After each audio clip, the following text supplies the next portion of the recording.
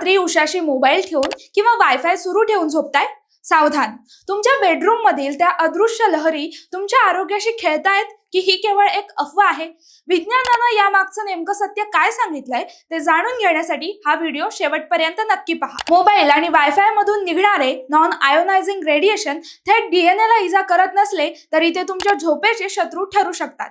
संशोधनानुसार या लहरींमुळे शरीरातील मेलाटोनिन या झोपेच्या हार्मोनवर परिणाम होऊ शकतो, ज्यामुळे तुमची झोप अपुरी राहते.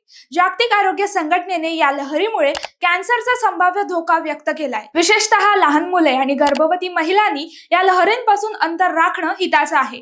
रात्री इंटरनेट बंद केल्याने केवळ रेडिएशनच नाही तर हॅकिंगचा धोकाही टळतो आणि विजेचीही बचत होते. म्हणूनच उत्तम आरोग्यासाठी आणि शांत झोपेसाठी रात्री झोपताना डिजिटल डिटॉक्स करा. मोबाईल डेटा आणि वायफाय स्विच ऑफ करा आणि मेंदूला पूर्ण विश्रांती द्या. तंत्रज्ञान हे सोयीसाठी आहे, आरोग्याच्या बदल्यात नव्हे. विज्ञानाचा आधार घेत सावधगिरी बाळगणं हाच सुज्ञपणा आहे. तेव्हा रात्री झोपताना नेटवर्क बंद करा आणि आरोग्याचं कनेक्शन जोडा.